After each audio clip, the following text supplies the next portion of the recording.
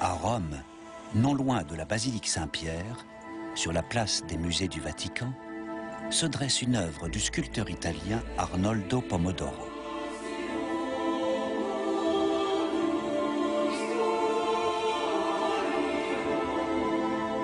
Cette sphère éclatée, au sein de laquelle apparaît une autre sphère plus petite, offre de notre monde une vision qui suscite diverses interprétations.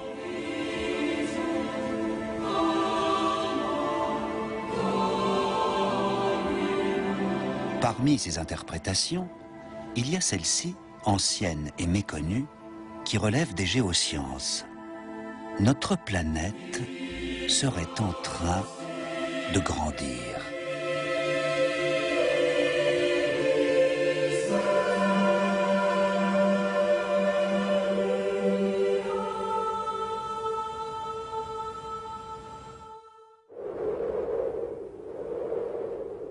C'était le 11 août 1999.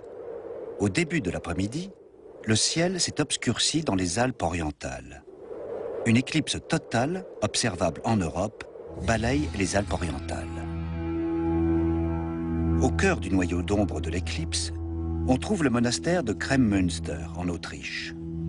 Dans la tour de son ancien observatoire est suspendu un pendule de 53 mètres de long. C'est avec un tel pendule qu'en 1850, le physicien Léon Foucault avait mis en évidence la rotation de la Terre. Or, au matin du 11 août 1999, on coupe la corde du pendule.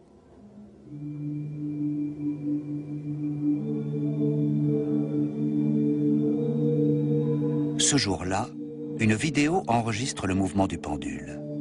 On constate qu'au début, tout se passe comme d'habitude. Le pendule se déplace de 11 degrés par heure dans le sens des aiguilles d'une montre. Mais au bout de 6 heures, après le passage de l'éclipse, l'amplitude du mouvement augmente. Sous le pendule, la Terre aurait-elle tourné plus vite que d'habitude? Le faisceau d'ombre s'est déplacé. Il a gagné la Turquie, où les séismographes enregistrent localement quelques secousses telluriques. Et quelques jours plus tard, le pays est ébranlé par de graves séismes qui font 20 000 morts. L'éclipse de soleil y serait-elle pour quelque chose? 7 ans après, en mars 2006, une nouvelle éclipse de soleil doit balayer la Turquie. De crainte que ne se répète la catastrophe de 1999, beaucoup s'installent sous des tentes. Un scientifique turc ayant émis l'hypothèse d'un rapport de causalité entre éclipse et séisme est accusé d'alarmisme. Ne s'agit-il que d'une superstition? Et quel lien cela aurait-il avec l'expansion du globe terrestre?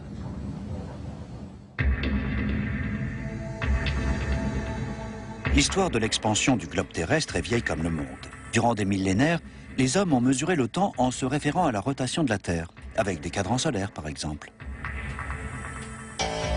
L'intervalle de temps qui s'écoule entre deux passages du Soleil en son zénith s'appelle jour solaire.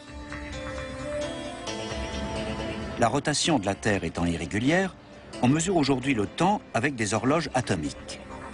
Elles sont capables de prendre en compte les fluctuations de la rotation terrestre dans le calcul du temps universel. En France, cette mesure incombe au Laboratoire national de métrologie de l'Observatoire de Paris.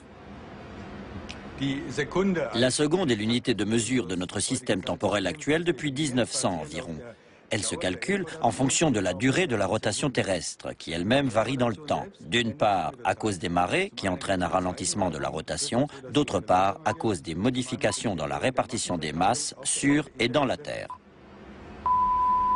C'est là que se faufile la seconde additionnelle. Au cours des 30 dernières années, il a fallu ajouter un saut de seconde en moyenne tous les 18 mois. Cet ajustement d'une seconde tous les 18 mois représente environ 0,7 secondes sur une année. Quelle incidence cela a-t-il? Cet ancien mouvement d'automate doué de 5 rouages n'est même pas capable de mesurer une durée de 0,7 secondes. Pourtant, en les cumulant, on obtient des résultats étonnants. Des chercheurs ont mis en évidence qu'il y a 900 millions d'années, une journée ne durait que 18 heures. Le professeur Konstantin Mail, physicien, a étudié de près le ralentissement de la rotation terrestre. Et il ne s'intéresse pas seulement au mouvement d'horloge, mais à tout ce qui tourne. Au patinage artistique, par exemple. Au siècle dernier, déjà, les sportifs appliquaient un principe de physique. En faisant sa pirouette, la patineuse ramène ses bras près du corps, déplaçant ainsi sa masse corporelle vers l'axe de rotation et prend de la vitesse. Elle se sert du mouvement cinétique. Pour ralentir, il lui suffit de rouvrir les bras. Ce principe s'applique aussi à la rotation de la Terre.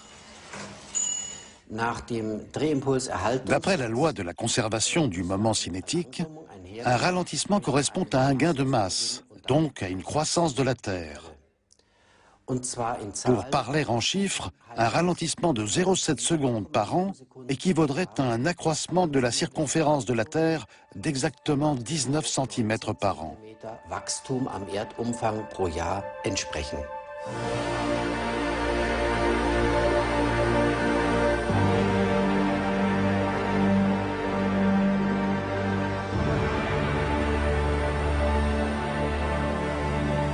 Ça fait maintenant 50 ans que l'humanité peut contempler sa planète natale depuis l'espace. 50 années, ce n'est pas grand-chose à l'échelle de l'histoire terrestre, qui en compte 4 milliards. Mais la navigation spatiale permet de procéder à toutes sortes de mesures de notre planète. De nombreuses données ont permis à la NASA, l'agence spatiale américaine, d'établir une carte géophysique du monde. Il s'agit d'une mise à plat de la Terre. Dans l'océan Pacifique, l'écorce terrestre s'ouvre d'une quinzaine de centimètres par an. Dans l'Atlantique, de 3 à 4 centimètres. La Terre se déchire et de ces déchirures jaillissent des fumées volcaniques. Serait-il vrai que notre planète grandit? Le géophysicien Paul Lohmann est à l'origine de la carte de la NASA. Ce partisan de la doctrine actuelle de la tectonique des plaques pense que la Terre a des mensurations stables. Lohmann explique cette théorie à partir de la dorsale de Nazca dans le Pacifique Sud. En se déplaçant vers l'est, c'est-à-dire vers la droite, la dorsale de Nazca rencontre le fossé du Pérou, qui est une zone de subduction. Elle se glisse alors sous l'Amérique du Sud sur une longueur de 4 à 500 km. La subduction, c'est-à-dire le glissement, aurait lieu dans ces profondeurs. Du fait de la dérive, les plaques tectoniques s'écartent l'une de l'autre. Elles entrent en collision avec d'autres plaques, ce qui donne lieu à des tremblements de terre. Le plancher océanique se glisse sous la croûte continentale, il plonge dans le manteau supérieur et il fond dans le magma. Mais peut-on le prouver? On ne peut pas prouver ce qui se passe à 500 km de profondeur. Mais les tremblements de terre sont nombreux par ici et puissants. Les séismologues peuvent dire quelle faille ou quelle zone de subduction se déplace, dans quelle direction et à quelle vitesse. Les partisans de l'expansion terrestre s'opposent aux partisans de la tectonique des plaques. Cependant, les deux partis s'appuient sur Alfred Wegener. Ces images ont été tournées lors de la dernière expédition de cet explorateur polaire qui mourut dans les glaces du Groenland en 1930. Ce n'est que 30 ans après sa mort que sa conception de la dérive des continents, longtemps tournée en ridicule, a fini par être intégrée à la théorie de la tectonique des plaques. Les côtes sud-américaines et africaines s'emboîtant parfaitement, Wegener en déduit que les continents actuels ont dû former jadis un seul continent, qui se serait ensuite morcelé. Il reconstitue ainsi ce qu'il appelle la Pangrée, un supercontinent unique, sorte de très grande île entourée d'un seul océan.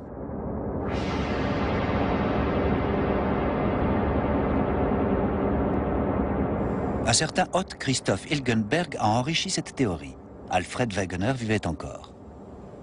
La fille de Hilgenberg nous reçoit dans sa maison berlinoise et nous montre les paléoglobes de son père. Ils datent de 1933. Tous les continents y sont réunis sur une terre bien plus petite, une terre comme on n'en a jamais vu. Ces globes illustrent l'expansion de la Terre. La thèse publiée par Hilgenberg s'intitule justement « Le globe terrestre en expansion ». Nous sommes dans la cour intérieure de l'Université technique de Berlin. Les globes de Hilgenberg ont été exposés ici 2 années durant, à l'initiative de l'ingénieur des mines Karl-Heinz Jakob. Mais des difficultés vont surgir et les globes seront retirés. Nous n'avons pas été autorisés à interviewer le professeur Jakob dans l'enceinte de l'université. Dans les milieux scientifiques, plus personne ne veut entendre parler de l'expansion terrestre. Les géologues et les groupes de recherche se sont tournés vers d'autres sujets. Et le seul fait d'évoquer l'expansion terrestre suscite une vive réprobation. Il n'en a pas toujours été ainsi. En 1965, Heinz Haber, célèbre animateur d'émissions scientifiques à la télévision allemande, avait consacré toute une émission à l'expansion terrestre. Pour la première fois, on voyait un professeur gonfler un globe terrestre. Vous pouvez voir maintenant se séparer les 2 continents et apparaître l'océan Atlantique avec sa forme en S très caractéristique.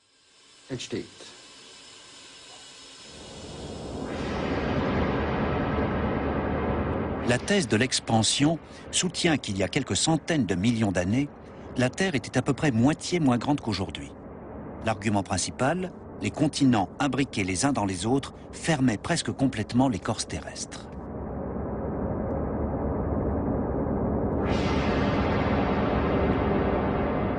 Toujours selon cette théorie, la Terre aurait ensuite considérablement grossi. Plus d'1 millier d'articles scientifiques ont déjà été publiés sur le sujet. Ils sont énumérés dans un ouvrage coédité par le professeur Jakob.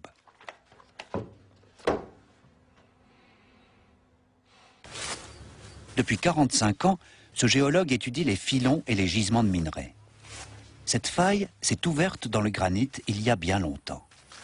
Depuis, des couches de minerais se sont déposées sur les parois, formant de la fluorine, laquelle a été extraite et exploitée. Ce n'est qu'à l'intérieur d'une mine comme celle-ci, dans ce puits désaffecté du Palatinat, que l'on se rend compte de la taille colossale de ce genre de gisement. Le professeur Jakob est convaincu que cette faille ne s'est pas formée brusquement à la suite d'un tremblement de terre, mais qu'elle s'est au contraire ouverte lentement. Le filon de fluorine affleure encore par endroits entre les parois granitiques. On est en présence de structures minérales à bandes, desquelles surgissent çà et là des morceaux de granit. Les géologues ignorent pourquoi ces morceaux granitiques flottent dans la fluorine et pourquoi ils ne sont pas tombés au fond de la faille. D'après le professeur Jakob, c'est l'expansion terrestre qui l'explique le mieux.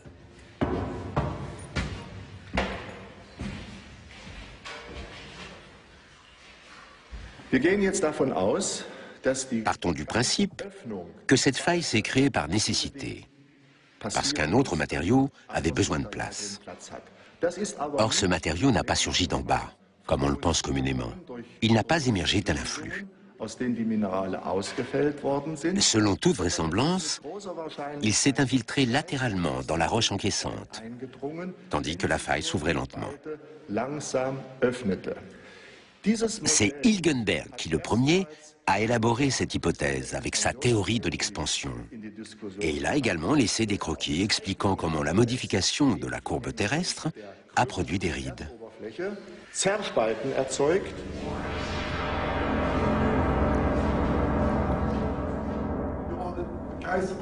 Sur le chemin du retour, le professeur Jakob assiste à une conférence à Werdau, en Saxe. Klaus Vogel y présente ses globes qui mettent l'expansion terrestre clairement en évidence. Ça fait 30 ans que cet ingénieur des travaux publics s'intéresse à l'expansion de la Terre. À partir des globes de Hilgenberg, Vogel a repositionné les continents à la surface de la Terre. Sont alors apparus des globes uniques au monde. Et voici le chef-d'œuvre de Vogel, la Terre dans la Terre. La position des continents les uns par rapport aux autres reste constante. Ils ne se heurtent pas les uns aux autres. Leurs contours ne se sont pas sensiblement modifiés. Ils se sont juste détachés selon un mouvement rayonnant, une radiale. Dans son atelier, Vogel procède à de nombreuses expériences tendant à simuler l'expansion de la Terre. Ici, des segments de globes décalqués sont collés sur un ballon en caoutchouc. J'ai collé les continents en double parce que la croûte continentale est nettement plus épaisse que le plancher marin. On est ainsi plus proche des conditions naturelles. Ce que je veux montrer, c'est que lors du processus d'expansion, la croûte se déchire en son point le plus faible, c'est-à-dire là où se forment les océans.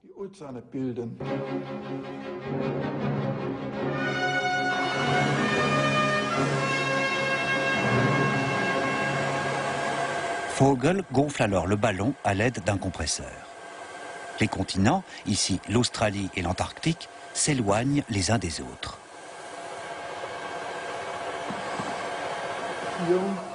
L'Australie est ici et la Californie est là.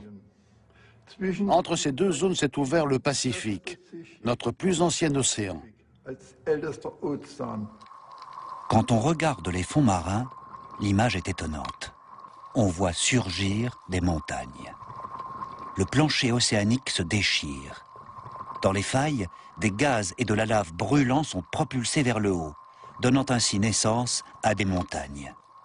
Ces phénomènes semblent attester une expansion de la Terre. Et comment expliquer la présence de montagnes à la surface de la Terre? D'après la théorie actuelle de la tectonique des plaques, les montagnes surgissent lors de la collision de deux plaques de croûte, en ce cas de deux plaques continentales. En se heurtant, elles provoquent des plissements de la roche vers le haut. C'est ainsi que, depuis bien des millions d'années, l'Himalaya continuerait à se former. Mais il y a longtemps que les partisans de l'expansion terrestre ont une autre explication. Je peux vous démontrer cela très simplement avec mon poing. Admettons que ce soit la Terre. Quand je ferme le poing, la peau est lisse. Quand la Terre s'accroît, cela correspond à l'ouverture du poing. La courbe de ma main s'aplatit un peu. Vous pouvez voir qu'ici se forment des plis de peau, un peu comme des montagnes. Hilgenberg dessinait déjà ce genre de fronce il y a 75 ans. Et le professeur Jacob a continué d'élaborer le principe au fil de longues années d'expérience. Il remplit par exemple un bocal avec du sable fin. En haut et en bas, il plante des électrodes métalliques.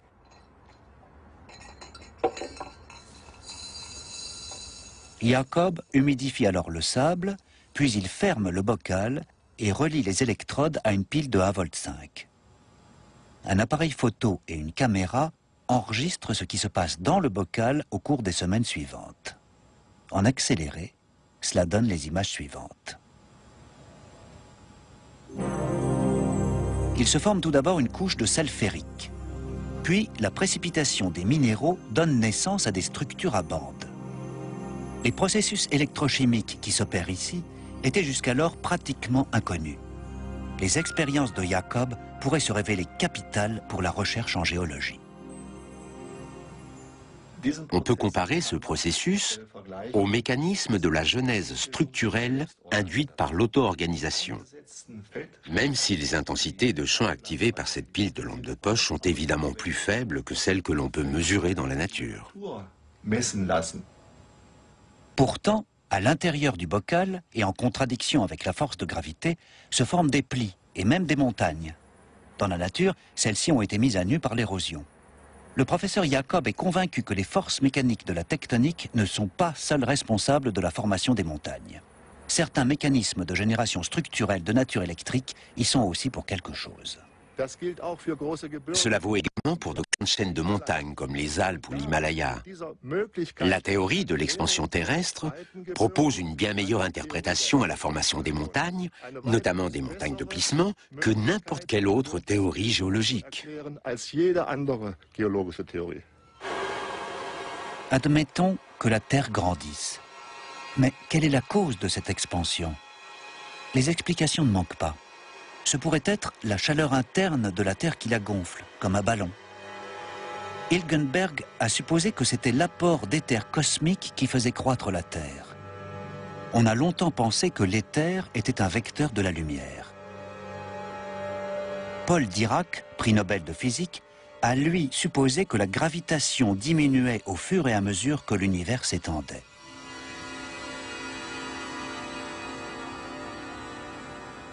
Si cette force de pesanteur diminue très progressivement, la pression qui permet aux composants de la Terre de tenir ensemble se modifie également.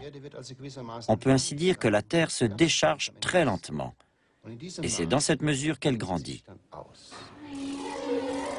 Si la gravitation diminue, la pesanteur a dû être nettement plus forte il y a des millions d'années. Mais en ce temps-là, de gigantesques dinosaures vivaient sur Terre. Pour le directeur du musée Senckenberg à Francfort-sur-le-Main, c'est illogique.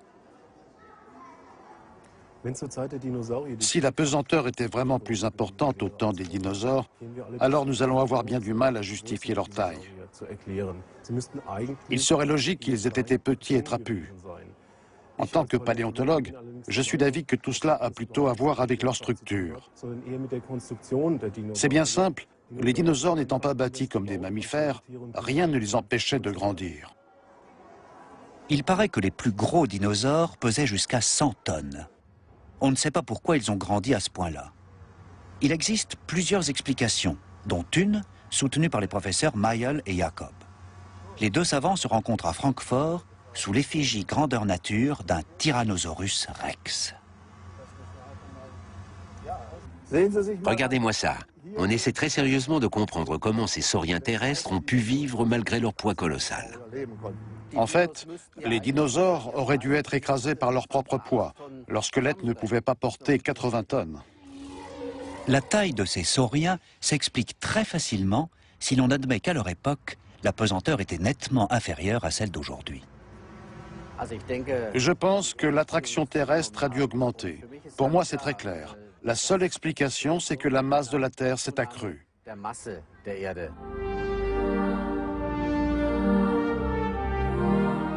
Et si la masse terrestre augmente, c'est que notre planète se nourrit, d'une façon ou d'une autre.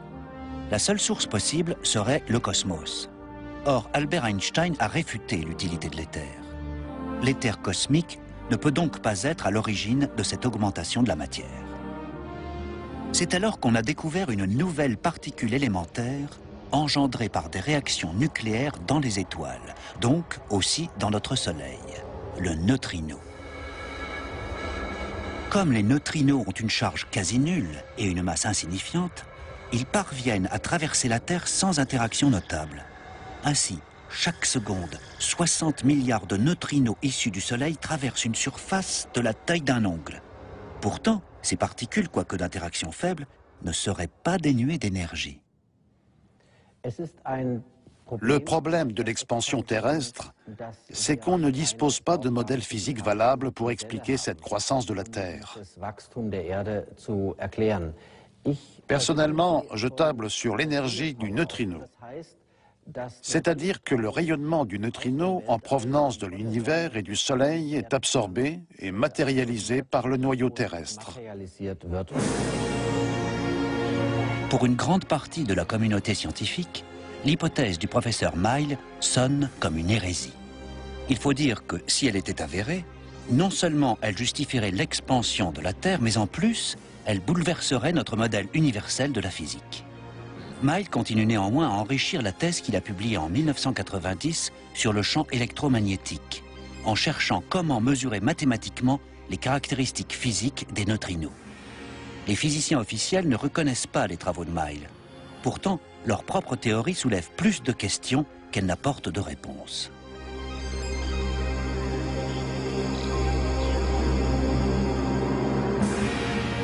Dans les années 80, dans la région des Abruzzes, à environ 1 heure de Rome, on s'est lancé dans l'un des projets les plus ambitieux de la physique moderne. Dans le massif montagneux du Gran Sasso, à 1400 mètres de profondeur, on a creusé 3 galeries. Trois gigantesques laboratoires expérimentaux destinés à l'étude des neutrinos ont été construits au cœur de la montagne, à l'abri de tout rayonnement cosmique et atmosphérique. Dans les années 90, l'expérience Galex, dont on voit ici une illustration, vient définitivement prouver l'existence des neutrinos. Les chercheurs s'empressent d'en calculer le nombre. On s'aperçoit alors qu'ils sont moitié moins nombreux que prévu. Les physiciens des particules, avec leurs gigantesques détecteurs de neutrinos, doivent affronter un problème. À quoi tient le déficit en neutrinos? Jusqu'à présent, les expériences ne mettaient en évidence qu'un seul genre de neutrinos, à partir duquel on mesurait le déficit. Nous savons aujourd'hui qu'il existe 3 genres de neutrinos et qu'ils se transforment continuellement, passant d'une forme à l'autre. Cette découverte explique la question du déficit en neutrinos.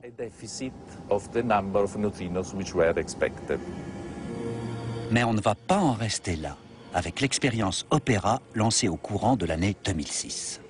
L'accélérateur de particules atomiques du CERN, à Genève, va procéder au lancement contrôlé de neutrinos à travers l'écorce terrestre jusqu'au Grand Sasso. Ces détecteurs devraient, au cours des 5 prochaines années, apporter la preuve que les neutrinos peuvent effectivement passer d'un genre à un autre. Le premier chercheur à avoir décrit le rayonnement des neutrinos et, d'après ses propres dires, à l'avoir utilisé, était le Serbe Nikola Tesla. En 1884, Tesla émigre aux États-Unis. Il y devient le rival d'Edison, qui travaille sur le courant continu, tandis que Tesla se consacre aux courants alternatifs et rotatoires, lesquels finiront par s'imposer. Bien que Tesla soit détenteur de plus de 700 brevets, et que la Cour suprême des États-Unis le considère comme l'inventeur de la technique radiophonique, rares sont ceux qui connaissent son travail. À Zurich, néanmoins, le 150e anniversaire de sa naissance est l'occasion d'une manifestation spéciale organisée à la célèbre école polytechnique fédérale. Invité par la Tesla Society de Suisse, le professeur Mile y tient un discours dans lequel il cite un article quasiment oublié du New York Times daté du 6 février 1932.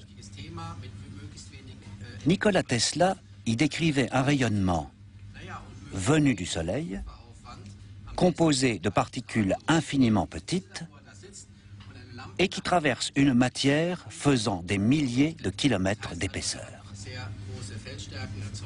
Au stade actuel de nos connaissances, seul le rayonnement des neutrinos réunit toutes ces qualités.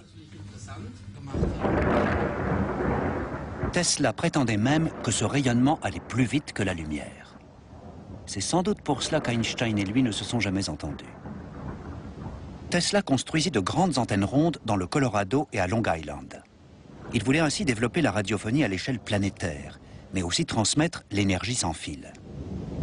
En 1898, au Madison Square Garden, Tesla démontra à la marine américaine comment télécommander un navire grâce à des ondes radio générant une énergie motrice.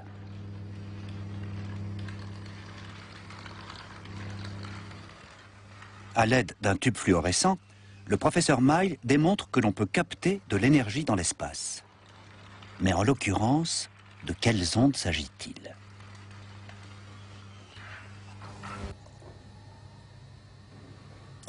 Les ondes électromagnétiques sont des ondes transversales, comparables à celles observées quand on jette une pierre dans l'eau. Mais il y en a aussi une autre, l'onde longitudinale ou onde de choc. Celle que produit par exemple ce pistolet à pression, générant des tourbillons de fumée qui s'envolent les uns après les autres. Le son est lui aussi une onde de choc, et c'est précisément celle-ci qui est mise en œuvre ici.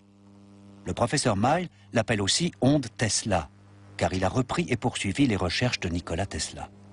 Son canot d'essai est simplement muni d'un moteur électrique et d'une antenne de bord, dite antenne de Tesla. Le canot fonctionne ici sans pile et sans aucun câble. Nous constatons qu'une lampe peut s'allumer alors que justement il n'y a pas la moindre source d'énergie à bord. Cela s'explique par la présence d'un circuit oscillant, doté d'un condensateur en circuit ouvert. Ce dernier permet à n'importe quel champ d'être irradié de l'extérieur. Il permet aussi à l'énergie de s'en extraire. Nikola Tesla a étudié de plus près ce phénomène et il a constaté que l'énergie pouvait traverser la Terre. Et comme seule l'énergie des neutrinos possède ce pouvoir de pénétration, nous pouvons établir qu'il s'agit de l'énergie de neutrinos. De l'énergie de neutrinos venue de l'espace. En explosant, les supernovae produisent d'importantes pluies de neutrinos. Au centre de bien des galaxies, les trous noirs en seraient également une source importante. l'univers est incontestablement un océan de neutrinos. Un océan dans lequel flotte également notre Terre. Le professeur Mile part du principe que des processus de désintégration atomique se produisent dans le noyau terrestre et que les neutrinos jouent un rôle important dans ce processus. D'après sa théorie, les neutrinos dégagent une force de freinage et se matérialisent en corpuscules de masse. Ce dégagement d'énergie serait particulièrement intensif lors des éclipses de Soleil. Positionnée devant le Soleil, la Lune fonctionnerait alors comme un verre ardent ou une lentille. Les neutrinos, alors placés en faisceau, provoqueraient une modification de leur rotation terrestre. On a constaté un changement d'allure de ce genre lors de l'éclipse de 1999.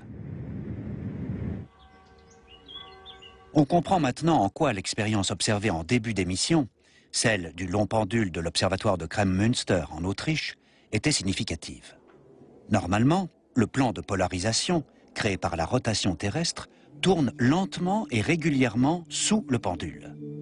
Mais 6 heures après le début de l'éclipse de Soleil, le pendule, dont l'oscillation allait en s'amenuisant, s'était écarté de 10 degrés par rapport à son amplitude attendue.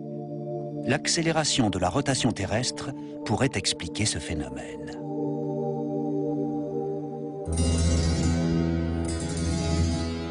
Une observation sensationnelle, mais qu'on allait bientôt réfuter. Motif, le pendule de Kremmünster serait imprécis. Mais une nouvelle génération de pendules de précision est désormais en service. Appelés pendules paraconiques, ils peuvent, puisqu'ils disposent d'un roulement à billes, osciller dans toutes les directions.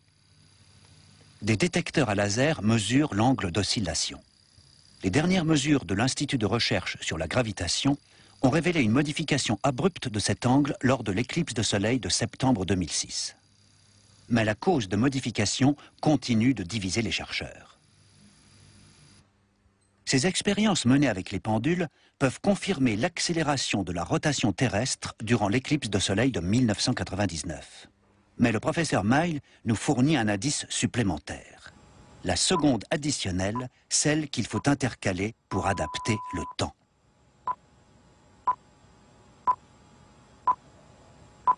Depuis 1972, et presque chaque année, il a fallu rajouter 1 seconde pour rétablir l'équilibre. Or, entre 1999 et 2005, le saut de seconde a été inutile, parce que, durant cette période, la Terre a tourné nettement plus vite. Il est possible que cette accélération ait été provoquée par l'éclipse de Soleil de 1999. Rappelez-vous, 5 jours après cette éclipse, de graves séismes ont eu lieu en Turquie, où s'était portée l'ombre pure, faisant 20 000 morts. Lors de ces interventions en public, Mile prétend que ces tremblements de terre et d'autres pourraient avoir été déclenchés par l'éclipse de Soleil. Le professeur Mile prétend que si le rayonnement de neutrinos mis en faisceau par la Lune touche le noyau terrestre de façon tangentielle, le noyau est alors soumis à une dynamique unilatérale qui le pousse vers l'écorce terrestre. Cette déviation du noyau est représentée ici de façon exagérée, pour en faciliter la compréhension. Cette traction unilatérale génère une onde de pression qui se transmet ensuite à la surface de la Terre via le magma en fusion. En mars 2006, a lieu une nouvelle éclipse de Soleil, visible partiellement en Europe centrale. Au parc technologique de Villingen-Schwenningen, dans la Forêt Noire, le professeur Mile et le directeur du parc ont suspendu un pendule. Il servira au professeur à faire une démonstration lors de la conférence publique qu'il va donner le même jour. Nous sommes le 29 mars 2006.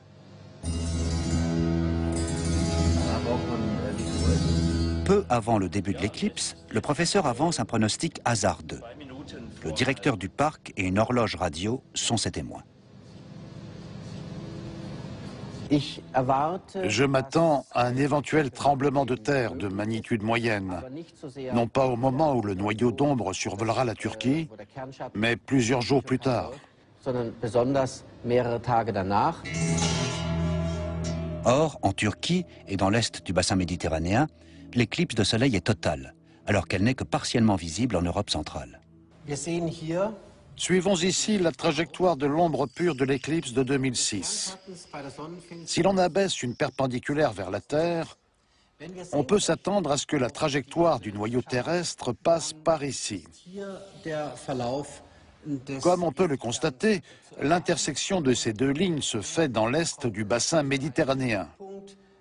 C'est là qu'il faut s'attendre à une activité sismique. Dès le lendemain, on enregistre à Chypre un raz-de-marée d'amplitude moyenne.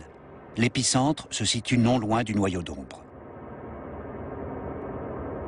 2 jours après l'éclipse, c'est un deuxième raz-de-marée de magnitude moyenne qui a lieu du côté de la Crète, juste au bord de la zone d'ombre pure. Le même jour, de graves mouvements sismiques secouent l'ouest de l'Iran. On dénombrera au moins 70 morts et plus de 1000 blessés. 5 jours après l'éclipse, c'est toute une série de raz-de-marée qui commence au large de l'île grecque de Zakynthos. Durant au moins 2 semaines, les habitants de l'île ne connaîtront pas le repos. Même dans cette région où les tremblements de terre sont monnaie courante, la chose est inhabituelle. Les séismologues parlent d'un phénomène, mais n'établissent pas de rapport avec l'éclipse. Tout cela ne serait-il qu'un hasard? Le professeur Jacob sait bien qu'en matière de tremblements de terre, les prévisions sont extrêmement difficiles. D'autant que selon l'endroit où se pose le noyau d'ombre d'une éclipse solaire, la composition de l'écorce terrestre varie. J'imagine tout à fait que des interactions énergétiques aient lieu au sein de l'écorce terrestre, et que soit ces interactions augmentent d'amplitude et s'accroissent, soit elles se compensent et décroissent. En tout cas, je considère qu'il est urgent que la science se penche sérieusement sur le phénomène de l'éclipse de soleil, en relation avec les tremblements de terre et les raz-de-marée. En 2006, l'activité solaire a été plus faible qu'en 1999, ce qui pourrait expliquer la différence d'intensité des tremblements de terre.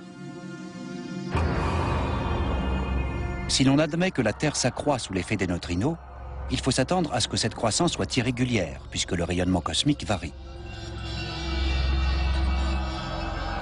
Le Soleil aussi prend du volume.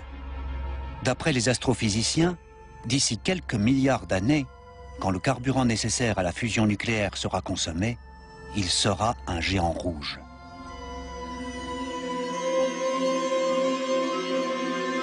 Le professeur Mile admet lui aussi que le Soleil grandit. Mais selon lui, s'il grandit, c'est pour la même raison que la Terre, l'effet du rayonnement cosmique des neutrinos.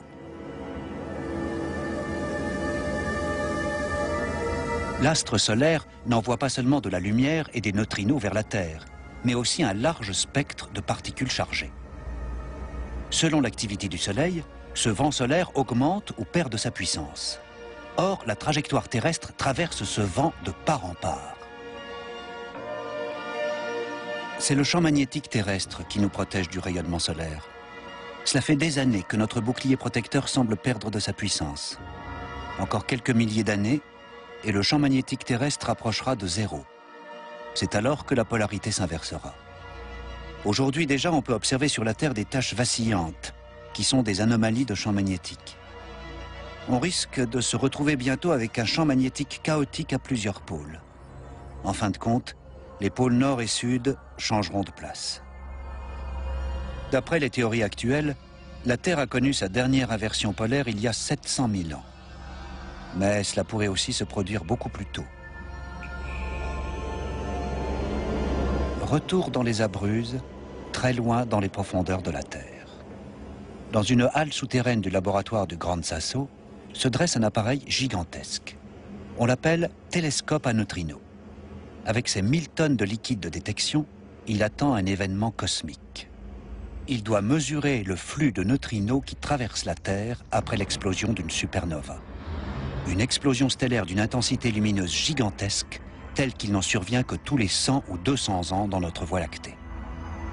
Le professeur Mile considère comme possible qu'une violente pluie de neutrinos issue d'une supernova ait entraîné l'expansion terrestre.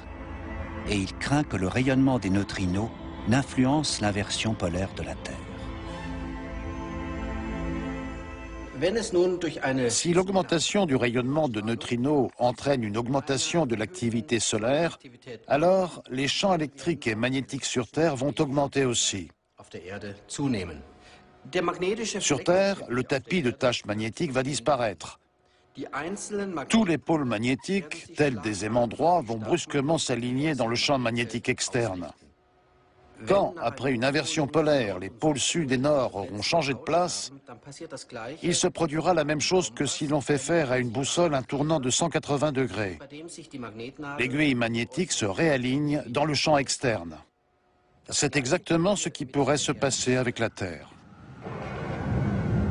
Si le professeur Mile a raison, et si la Terre bascule, les masses d'eau des océans vont se mettre en mouvement et déborder. La plupart des religions possèdent le même mot pour désigner le tsunami, le déluge.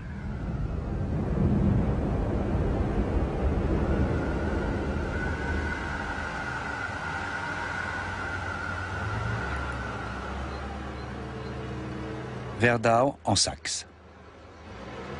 Retrouvons Klaus Vogel, le fabricant de globes. À plus de 80 ans, cet ingénieur des travaux publics n'a pas froid aux yeux.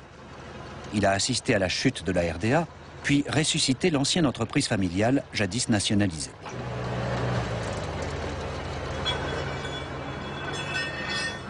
Klaus Vogel a réuni une collection de globes unique au monde, qui met en évidence l'expansion terrestre. Il se démène sans relâche pour les présenter au public. Comme ici, dans un lycée de Werdau. Du temps de la RDA, les spécialistes en géosciences toléraient encore Klaus Vogel et l'invitaient à des conférences.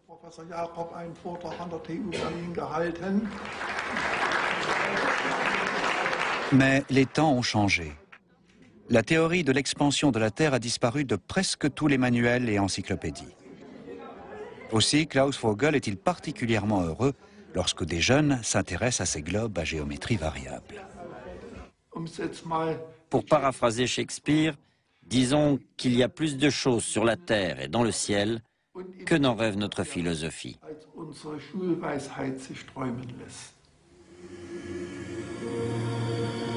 Mais Klaus Vogel emmène plus loin la célèbre citation de Shakespeare.